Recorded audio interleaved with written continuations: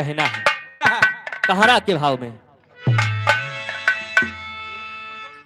अरे राम ले है तूफानवा आए ना,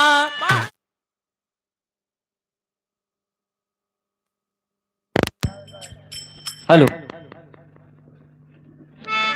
अरे ले है तूफानवा आए ना, हो ले है तूफानवा आए ना, रण में रावण कई लाला नवा ले है तूफानवा आए ना।